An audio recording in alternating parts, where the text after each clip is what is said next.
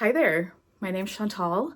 If you're new here, stumbling upon end of year content, just like I am excitedly watching all sorts of random end of year content, hello, welcome. Thank you for stopping here. Just like everybody else on BookTube, this is my end of year video. This is the good stuff. I debated doing a disappointments and worst video, but I'm just not about that vibe right now. It's New Year's Eve. Apologies if you hear fireworks, they're already starting.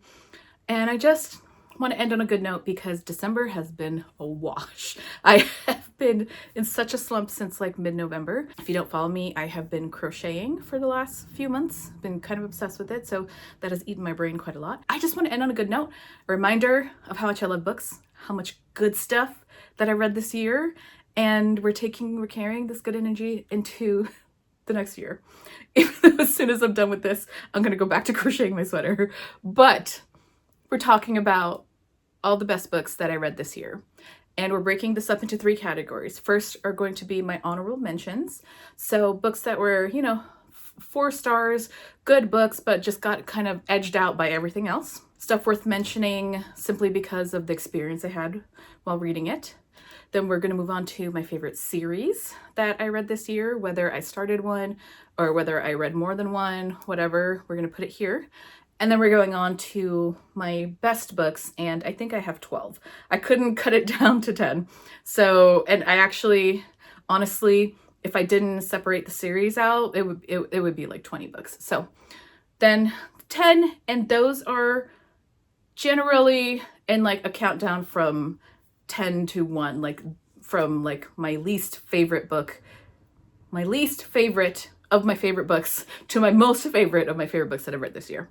So we're gonna be here for a bit, grab a drink, do something, grab some crochet if you're crocheting too, and let's get to it. Okay, first up in our honorable mentions. So these are books where I enjoyed them, but they weren't quite like up to the levels of like 5-star reads for me, 4.55-star reads for me. They were like 3-star, 3.5-star reads, but they stuck with me for some reason. If you've read this book, you understand. Bunny by Mona Awad. This was a wild one. I read it in a reading vlog. I will link it down below. You can see all of my spoilery reactions for this. It is as bonkers as people say it is. And this one's up here simply for the reading experience. So yeah, honorable mention for this year. Next honorable mention is going to be Almond by Sohn Won-pyung. This is a Korean translated work that is treated as an adult work, but I think it was actually intended to be young adult. This is about a boy who is missing, or he has a brain condition called alexithymia that makes it hard for him to feel emotions like fear or anger. Something happens to his family members as he's a teenager, and he is stuck struggling trying to get through the world with this condition. There was a part of it where it was quite a little unbelievable, which is why it's not a favorite of the year, but it still stuck with me. I still think about it from time to time. I really, now I'm looking at this more, the more I see this cover, the more and more I love it. And it's called Almond because I think there's like a little part of the brain that is shaped like an almond that regulates those emotions or something like that they say in the book. So generally good book, Korean literature translated from Korean if you want to check it out. Next, I do not have a copy of this, but I have to shout it out. This is Fantastic Four Volume 1. Whatever Happened to the Fantastic Four, the series that is being written by Ryan North. I am a huge Fantastic Four fan. Huge. Loved the movie this year. So many thoughts. Loved it so much. And I have so many thoughts about the way the Fantastic Four has been written and treated over the last 20 years in comics, especially. And Ryan North gets it. There are some authors who get it more than others. I think Dan Slott was doing pretty good. But the Hickmanification of the Fantastic Four really got to me. So to me, the most important thing about a Fantastic Four story is you have to remember that they're a family, that they love space and adventuring and science, and they're all very smart people. They love each other and they want to help people all the time. Like, they're genuinely good people trying to help people. And Ryan North gets it. So in this first volume, Reed Richards, in all of his Reed Richards glory, has done something that has pissed off a lot of people, and the Fantastic Four have kind of like, they've separated a little bit to take some time away from New York and time away from each other as they grapple with what was done. And you do figure out in this volume what happened, and it's such a Reed Richards thing, and the way that it is revealed, the way that Ryan North ties in the emotions, and it's just so good. And each issue in this follows each member. It's Reed and Sue are together, then Johnny, and then Ben and Alicia, and they each have their own sort of adventure, and then they come together. And I just like, I meant to go on with this, but I just didn't get around to it. But remembering it, it's such a great start to the Fantastic Four that I love. I think this is a decent start to the Fantastic Four if you've never read Fantastic Four before. There's enough here where you get all this rich character work, but you understand each character and why the way they are. So it's a good balance, I think. So if you want to check out this volume, I don't think you'll be entirely lost. So definitely honorable mention. Not quite a favorite because I didn't read on, but high honorable mention. Next honorable mention is this chunker, The Devils by Joe Abercrombie. This was fun. So I think ultimately it was a little too repetitive for me, but that was the structure of the novel, and that was on purpose. This would make a fantastic TV show where it's like in 4 parts. Each part could be 1 season. Fantastic TV show idea, would love that. It was a little repetitive for me, but I still had a lot of fun. The character work was fun. The humor, I vibe with this humor, so it is a lot of potty mouth humor, potty brain humor, but I vibe with it. It was fucking funny to me. So, honorable mention. I enjoyed it so much. The next one was kind of a surprise for me. I was just reading stuff, and then one day I decided, let me pick up the 968-page sci-fi paperback that I have, just to see what it's about, and it ate my brain. Devoured it. I don't know that it needed to be 968 pages, but I understand why it is, because Peter F. Hamilton loves his world building. I don't think I've ever read a world more cohesive and explained, and obviously, like, it is obvious this man knows every corner of his sci-fi universe in here. There are multiple planets, multiple galaxies, we have wormhole situations going on, humanity has spread out. It is incredible. Now,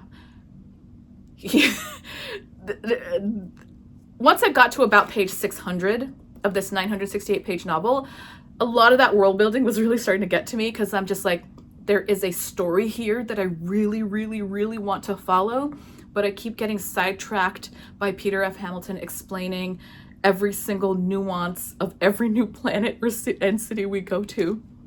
It's like, sir, I understand, you know everything about your world, but like, dial it back a bit. But this ended on a cliffhanger, a literal cliffhanger, and I'm trying to find the second book in mass market.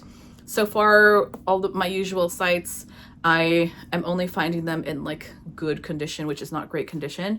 So I'm hoping that I can find a copy somewhere. If not, maybe I might shell out for a new mass market if they even make it anymore. I would like them to match. I would like them to both be used. This was a used copy. It's nice and floppy. So yeah, definitely going to finish out the duology, and I believe the second book is just as thick as this one. So yeah, honorable mention. It was a good time. Okay, final honorable mention is The Library at Mount Char by Scott Hawkins. I actually started reading this last year, and then I got halfway through. I was like into it. I read like half of it in 2 sessions, and I got halfway through and I put it down, and I did not pick it up again until my friend Ashley, I think, put it in like her video of like top standalone fantasy novels. And I was like, oh, I have that. I was reading that. I should get back to it. Picked it up, finished it again, like devoured it in like 2 sessions again. So The Library of Mount Char is a very hard novel to explain. It is a modern fantasy situation. Our main character is having a very bad day. He runs into a girl who is part of a family who may or may not be the children of a god, kind of, and there's just, It's so hard to explain. I went into this literally with just the back, which is like not a lot. It's enough to get you intrigued, but if you go into this as blind as possible, it's wild. It was very good. I cannot explain it. I wish I could review this in a way that actually made sense, but I can't because this book is so fucking weird in a good way. So, I highly recommend it. Check it out. But yeah, honorable mention, last one of this video. Okay, now we're on to the series, and here is where most of my manga reading is going to be. Evidenced by the first on the list here, we have The Guy She Was Interested In Wasn't a Guy at All, aka the Green Yuri manga. This was such a good story. I was drawn to it because of the title, obviously, and then the art was pretty, and then I got a physical copy from the library, and it was just beautiful. So it is black and white manga, but this green on the cover is actually throughout the entirety of the manga. Like, the color is used as part of the art. Essentially a story of a high school girl who is secretly into like rock punk music, and she goes to a record store and she sees the person working there, and she is kind of into who she thinks it's a guy, but it turns out that it's one of her female classmates at school. And eventually they connect, and she finds out, and it's just their story of learning about each other, getting together, and about the music that they love. It's really sweet. The art is just incredible. It's so good. It's so, so good. I need to read volume 3, but yes, absolutely check this out. Next. Next, yeah, so Psy-Changeling Trinity series by Nalini Singh. This is the kind of second season in the Psy-Changeling world. So the first season is like 14 books. It's just called the Psy-Changeling series. And then Nalini Singh kind of shifted focus on like who we're following in the world. So it is a continuation of the story, but we're shifting focus, following different, parts of the world, different characters. The ideas are the same. These are paranormal romances, usually a shifter and a Psy, which is, it's a race in this book where these characters are kind of like have mental powers, and they're embedded in like all psychically connected in a big like mental web called the Psy-net. And then there's humans. So throughout the series, different variations of them have gotten together, but for the most part, it's usually a shifter, usually in the first series, cat shifters, and then with a Psy. And the Psy have to be, because they are so exposed mentally, they traditionally have no emotions, and a lot of the romance is based on like breaking down the Psy's like barriers and getting them to feel their emotions, etc. So I blew through the first 14 over the last couple of years, took a break, and then I think at the end of last year, I read like the last 2 of the first season. And then end of last year into January and into the start of February, I read 9 Psy-Changeling Trinity books. 9 in like the span of like 3 weeks. I'm not kidding. I devoured these. The world just works for me. I enjoy the world. And a lot of this is like, most of the time, the romances are the weakest part for me, which is crazy because they're paranormal romance novels. But the world Nalini Singh has created and the macro plot, the political stuff going on, it's so good. It's so good. So that's the main reason I read them. And then sometimes a romance comes along. So in this one, book 1 was Silver Silence. I really liked the couple in that. Book 2, I hated the couple. The others fluctuate.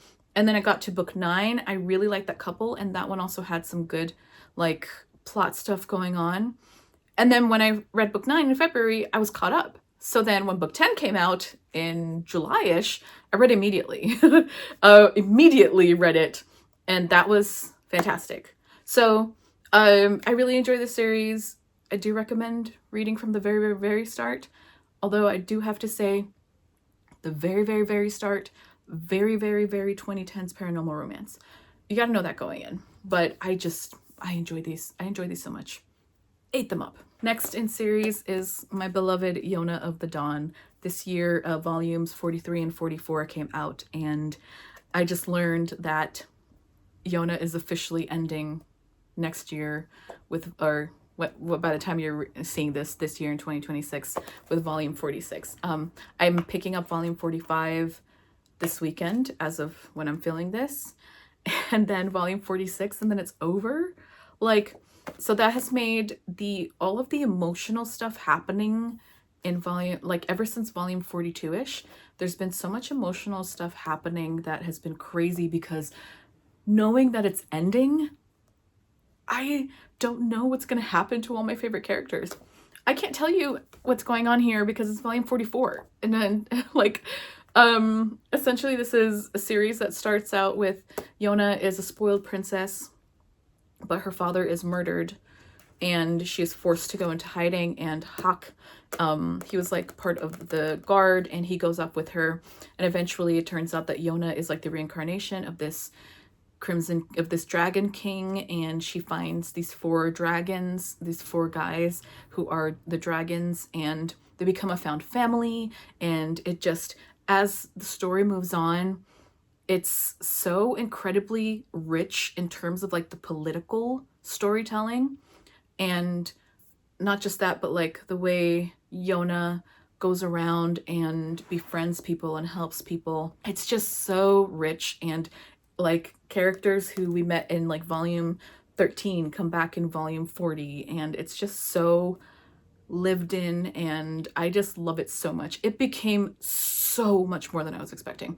I think for this, if you really want to give Yona a chance, I know this is kind of silly to say, but like, it's a manga series. They're not like huge time sinks.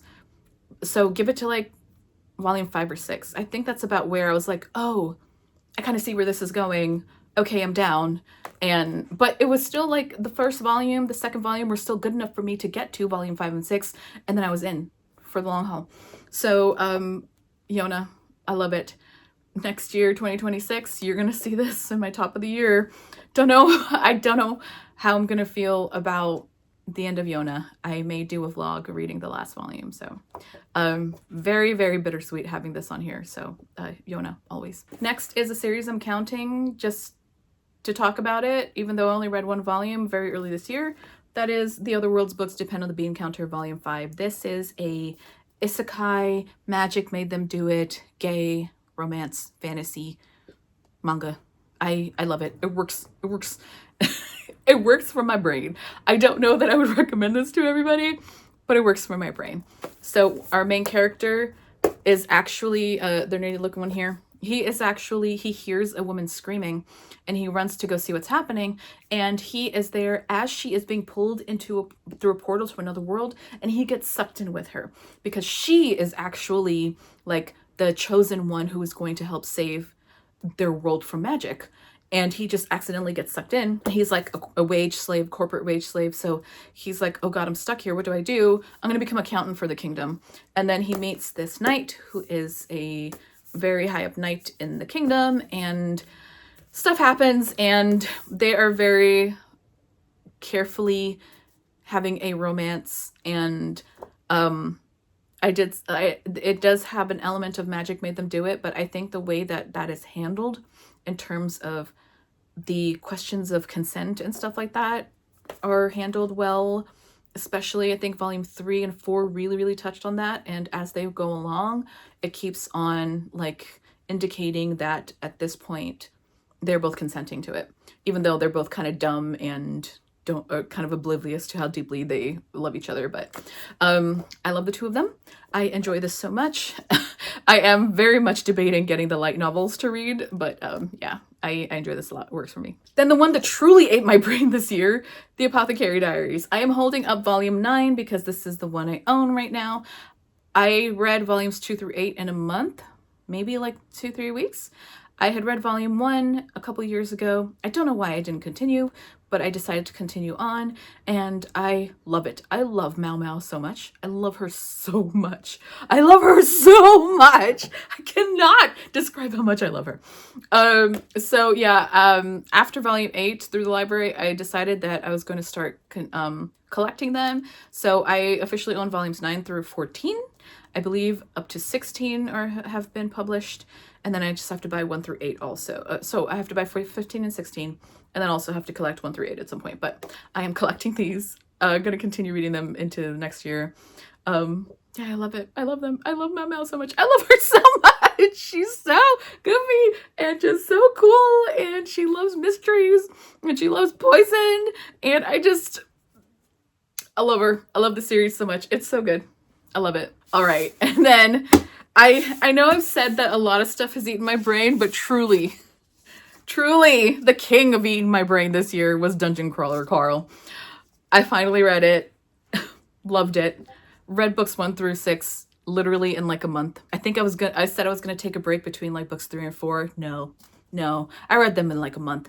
And I have not read book 7 yet because my brain does this thing where if I love something a lot, like a lot, I don't want to read the last thing that there is because then it's over and I have nothing else to read. So I'm going to read book 7 in like a month or 2, and then that'll leave me just enough time to wait for book 8, which is coming out early next year. So I have a plan for this.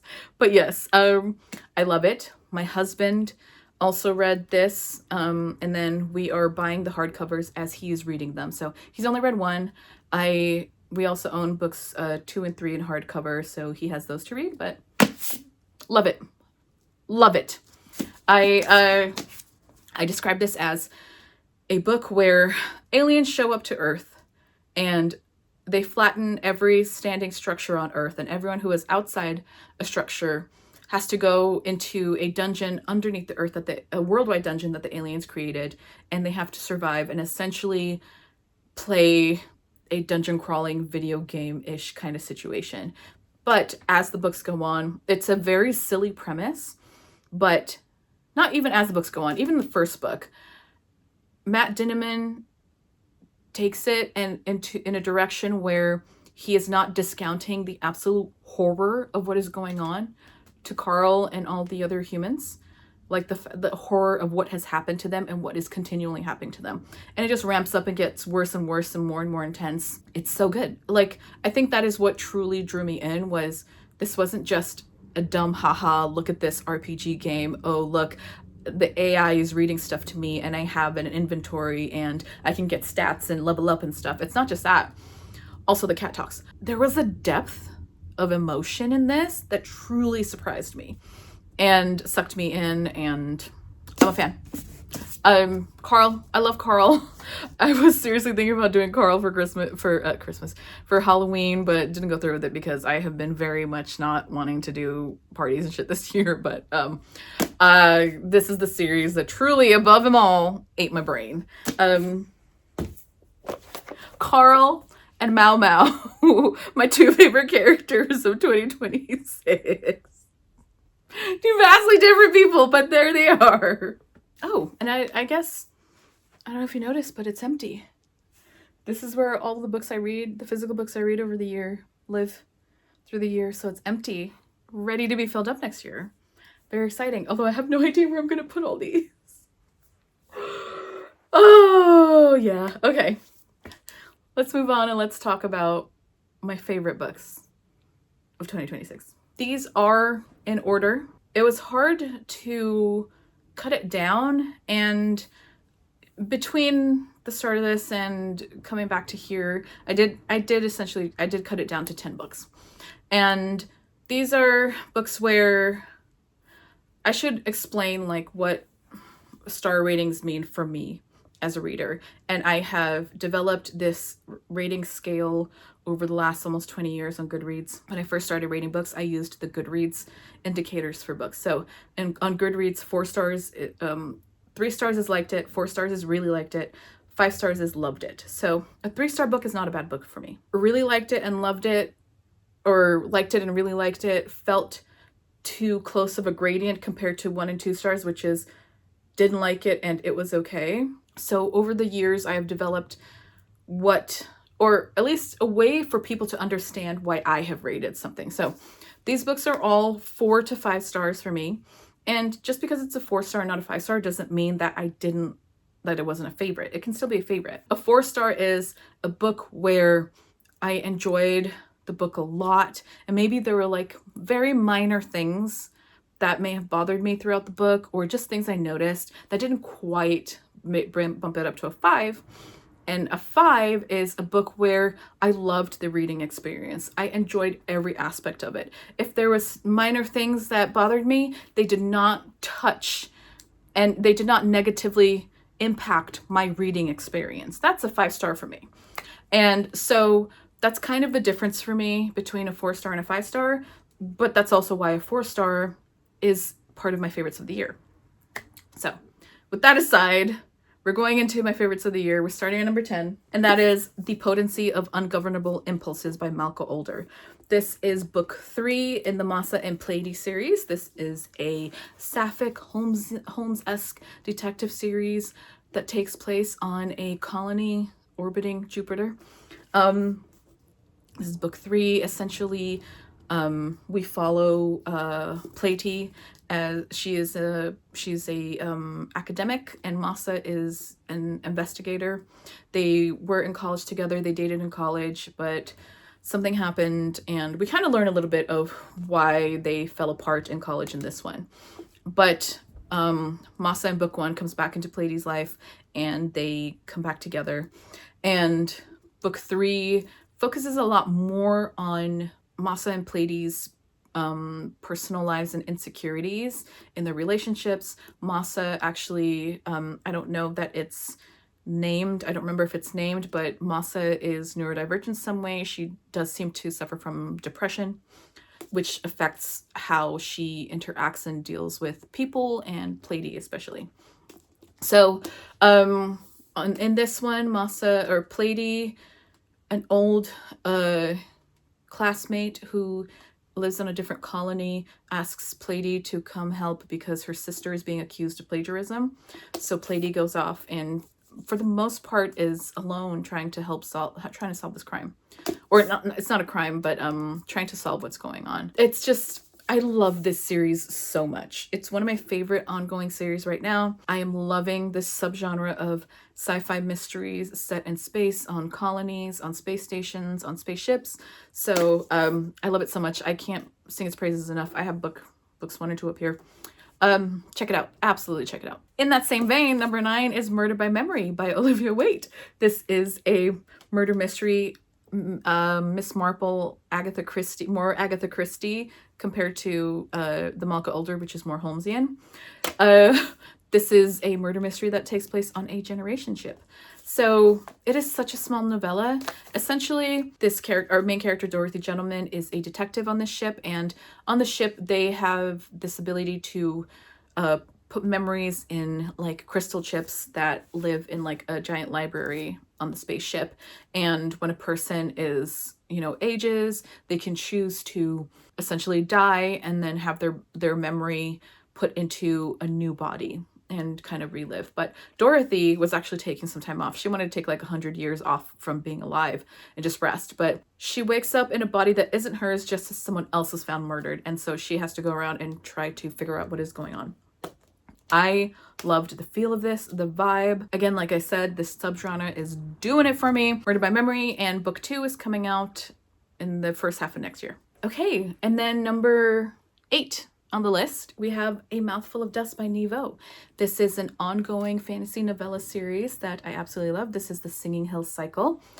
In it, we follow the adventures of Cleric Chi, who in this world, which is fantasy world inspired by a kind of Chinese Vietnam world, Cleric Chi is part of the Singing Hills Monastery, where essentially they go around and record stories. So each book is Chi going somewhere and learning about a story of where they are. You can read each book on its own, essentially, but I would just read from the start just to get all the loveliness.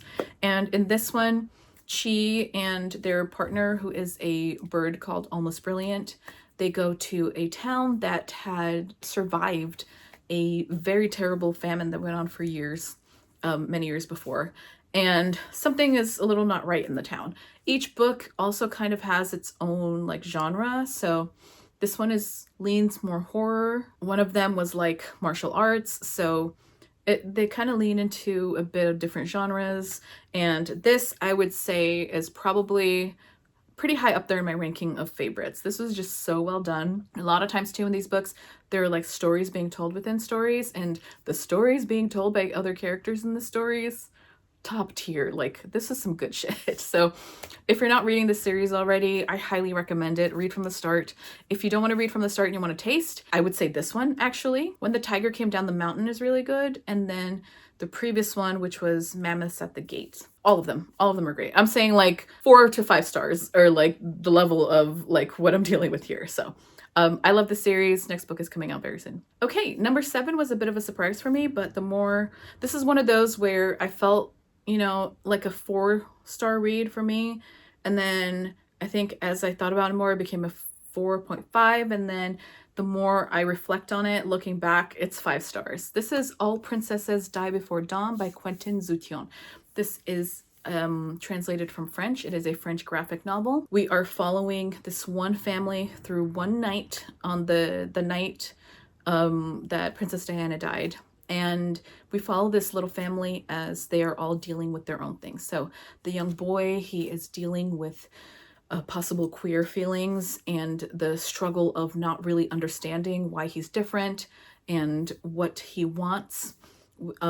His older sister is a teenager. She is in the first blush of like young love, puppy love, and what that feels like. And then we follow their mother and their kind of absentee father, who are kind of falling apart. Their love is falling apart. So we have this gradient of you know what love can be. The more I think about it, the art is beautiful, very watercolor-esque. The story that is being told is just wonderful. The weaving of the family together as the day goes on, and then the way the family interacts and come together, the love they have for each other, it's just beautiful. Like, the more I thought about it, the more I really, really liked it, and the more I really, really want more people to read it. It's just so good. I think a lot of queer kids could benefit from having this put in front of them. So I adore this. I think many more people should check it out if you can find it at your library. Just, it's so good. I'm going to eventually buy a copy for my own library. Okay, next. No surprise, Blood Over Brighthaven by Emma Wong. I feel like most people are putting this on their best of the year for a reason. It's a good reason. It's a good fucking book. Magic. People say it's dark academia, but I have my own issues with where dark academia has gone, so I'm not going to touch on that. People will say it's dark academia. I say it is academia related. It is a fantasy world where our main character, Siona, is chosen to be the first female admitted to this very prestigious mage academy, kind of, but they also, this entire town is kind of run on magic, so they're also like those who do the upkeep of the town and stuff like that. And then our secondary character is Tamil, or not our secondary, our other character is Tamil. He is part of a refugee group who have been dying out by some kind of weird blight outside the protection of Siona's city. And they're essentially they're seen as like secondary citizens. As a joke, Siona is given Tamil, who is a janitor in the school, as her assistant. But Siona is very driven, and Tamil learns, like he shows a penchant for learning. Siona is a very hard character to like and probably to read from, but she is basically white feminism as a character. There are people who have read this and who can explain it and the themes and stuff a lot better than I did. I read this pretty early on, I want to say like April, but I remember reading the first chapter of this, which is basically kind of a prologue, at the bookstore, and I was like, wow. And then the rest of the book is not like the first chapter, but that was it just started off with a bang and just kept getting better and better. And I do have to say, a lot of people say that this has no subtlety, but I kind of liked that about it. She's not trying to be subtle. She's trying to whack you over the head with it. But for me, the subtlety here works because it is the subtlety within the narrative and the characters themselves and the world and the plot that has been created. Unlike something like Babel, which didn't work for me, because that was not very subtle either, but it was subtle in a way where like the author is condescending to you. That's how I felt about it. The author is being unsubtle at you, the reader, whereas the book is not subtle, but it's not subtle in its storytelling and its theming, but it's not trying to moralize at you, if that makes sense. So I just really, really, really liked it. This edition is all red. Yeah, great book. There's a reason everybody's putting it on their lists. Check it out if you haven't read it already. Next, number 5, The Wall of Storms by Ken Liu. Absolute massive book. And the next 2 books are just as big. I have 2 more books to read in this series. I don't know when I'm going to get to them, but I will. This is book 2 in the Dandelion Dynasty series. The Dandelion Dynasty is essentially taking, I think I want to say like the creation of a Chinese like republic, or I'm sorry, I'm so blanking on what they're called, like dynasty, a Chinese dynasty. And in book 1 we have like hard scrabble characters taking on the emperor, etc., etc. Book 2 we are following the children and continuing on with that, questions of who will inherit, and then also we have outsiders coming in and running amok. This book is a lot of political machinations, maneuvering, a lot of great female characters in this, and there's a ton of like, this book is essentially creating the subgenre silk punk, where there's a ton of like science going on.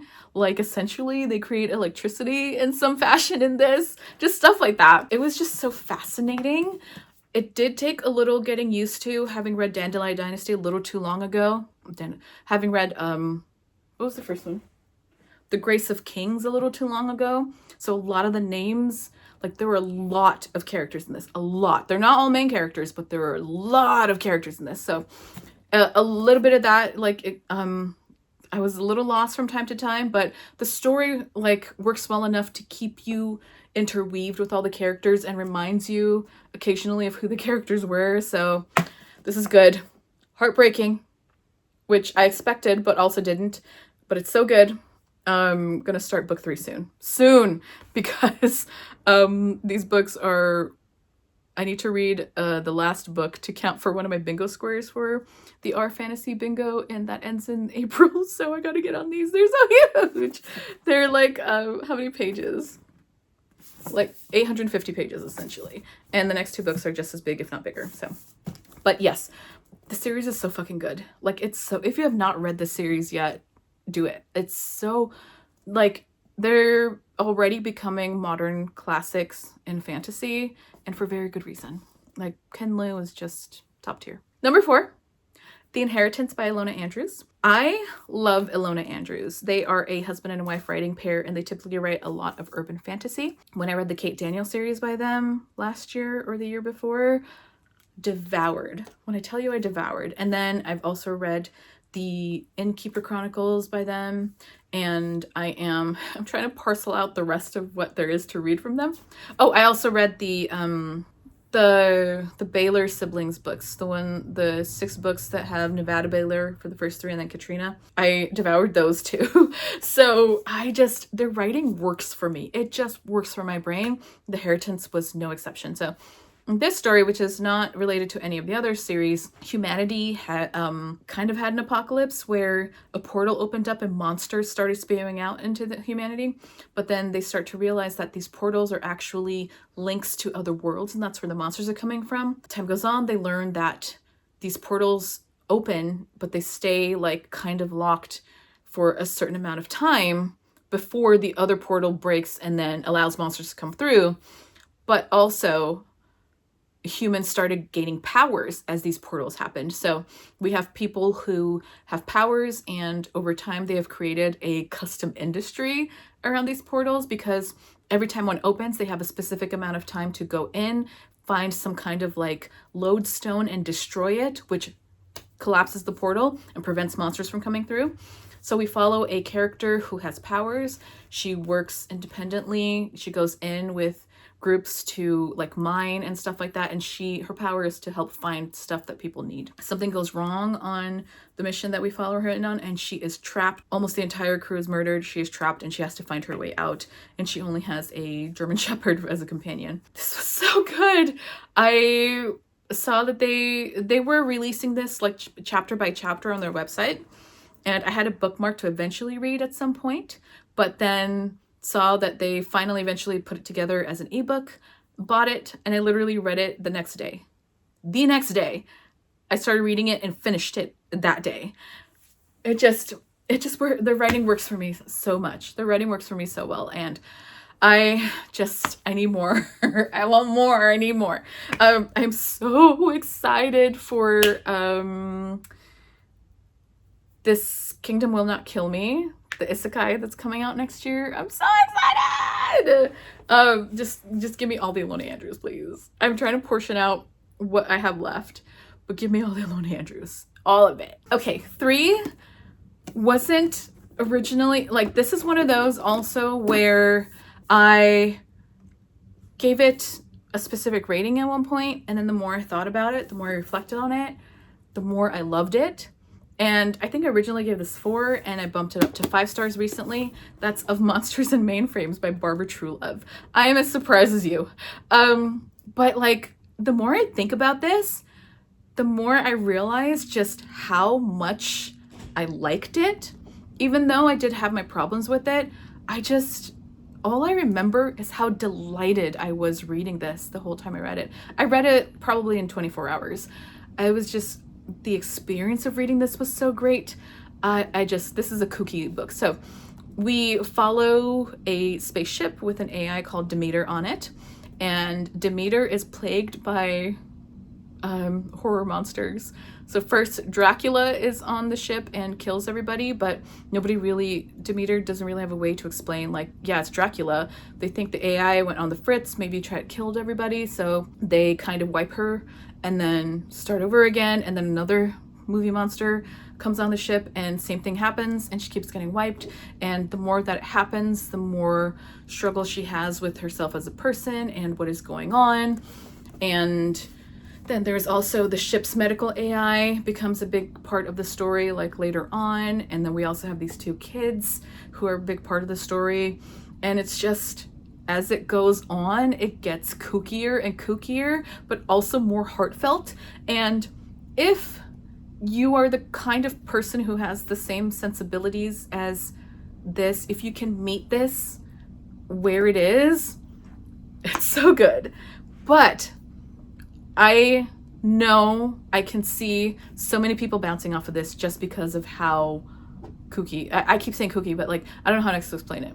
It's bonkers, it's fun, but Truelove is so earnest in her writing, that she's so genuine in her writing. There's no like ironic, I mean, it is a little ironic that, movie monsters are showing up in a spaceship, but it's just, it's so genuine. It's such a genuine story that the more I thought about it as the months passed, the more I loved it. And I love seeing other people reading this, and I just want to sing its praises. I want to reread it already. I had so much fun with this. It was such a nice surprise. I literally just saw it on the bookshelf at Barnes & Noble and picked it up and skimmed through it. I read a little bit and I was like, oh, this is funky. I kind of like it. Read it in the next 24 hours. So, yeah. My 3rd favorite book of the year. Who fucking knew? Of Monsters and Mainframes. Check it out. If you bounce off of it, valid. Totally understand, but if this is the kind of humor that you can deal with, I want to say, if you liked Buffy, you can kind of get there. So I loved it so much. I loved it so much. I just love. My top two. I feel like if you've been watching me for a while, maybe all year, these two won't be a surprise. No, it's not even a surprise what order they're in. Book 2, A Drop of Corruption by Robert Jackson Bennett. I love Robert Jackson Bennett. I love this series. Anna, it's The Shadow of the Leviathan is the name of the series, but it's like an Anna and Din mystery. So it's a mystery series set in this like fantasy world where it's kind of a lot of bioscience magic, where bioplant science magic is the name of the game. And we follow these two characters who are essentially, one is like a very important investigator in this political structure, and she takes on, so that's Anna, and then she takes on Din, who, as part of his like technological bio implants, is that when he sniffs a scent, he has an eidetic memory and he can remember everything, so that he can go, and Anna is agoraphobic, so he goes out to a crime scene, remembers everything, talks to everyone, and he goes back and reports to Anna. Like he sniffs another vial, reports every single tidbit to her. And she has a massive like Holmesian brain. There's that. And then we have like the mysteries happening, but then we also have a lot of the political machinations of this world happening, sidelong. So in the first book, it was a straightforward mystery that had some political implications. In this one, we expand out into a different part of the world that deals a lot more with like these leviathans. There's kaiju in this too. Kaiju come up out of the water all the time in this world. But we deal a lot more with that, and a lot more with the colonization and discussion of politics and land and all kinds of stuff. So good shit. Just some good shit in this series. So yeah, I love this series. And the only reason this was not number 1 is because, remember, what I said my 5-star is nothing like the reading experience, right? This is a top tier reading experience, but The Raven Scholar was just that much more of an amazing reading experience for me. My number 1 favorite book of the year was The Raven Scholar by Antonia Hodgson. I can see why people feel differently about it, but I loved this. I loved every moment of it. This is like a 600-page novel. I read it in like 24 hours. I devoured this. I had the original paperback, and then I loved it so much I bought this. I think this is like this is a Lumicrate version. I loved it so much that I had to get this version of it. And also because our main character, Nima, look at her. She's gorgeous. If you have not heard of The Raven Scholar, this is a fantasy novel taking place in this world where the pantheon of gods are like animals, and then there's this kingdom where the king rules for only like 12 years, and every 12 years they have a competition.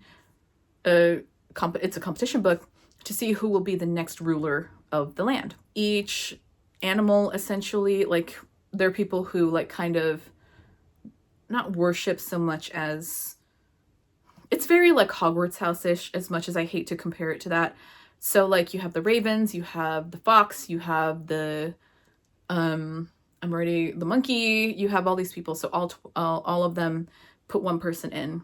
Nima is very smart, and stuff happens in the opening of this book that places her essentially very high up in the political structure and very close to the king. And she is actually like basically running the tournament. She created essentially a tournament. Something happens that forces her to become a competitor in the tournament as well. But it's not just about the tournament. It's also about the political stuff going on. And it's just, I loved it. I loved every moment of it. I can see the complaints that people may have with it, but like I said, a 5-star for me is, even if there's stuff like that, it does not touch the reading experience that I had with it. I loved this book. It was exactly the right book for my brain at the time that I read it. And sometimes that's all you want, right? So my number 1 favorite book of the year, The Raven Scholar by Antonia Hodgson. I think book 2 has been kind of announced. Maybe there's a title. I don't know when it's coming out, but yeah. So my top 2 books of the year. Like, if it wasn't for the Raven Scholar, A Drop of Corruption would have been number 1. Like, I'm literally, Raven Scholar is like this much higher. And that's pure enjoyment over, can you hear me? Pure enjoyment over A Drop of Corruption. Like, it's just, it was, yeah. Yeah. It's just that tiny little it factor that pushed it forward. So that's it. Those are my favorite books of the year. There's a lot of big books. I am surprised I read as many big books as I did. Not that I should be, because I do read fantasy and shit, but like, there's a lot of big books in my top 5. Like, there are, you know, a couple little novellas, but these are some big books. I read The Devils. Like, dang, dude. That's the video. I have been talking for an hour. Ooh, I hope this gets edited to something okay. I would love to hear of all the books that I talked about, what you have read, what's your favorite of what I have talked about, and what was your favorite book of the year? Can you pick one favorite book of the year? I would love to hear it. If you want to just leave a comment to show some appreciation, just show that you're here. How about an emoji? A raven for the Raven Scholar. I would love to hear from you. Thank you for watching. If you're new here, if you're not, as always, thank you for being here, and I'll catch you next time. Bye.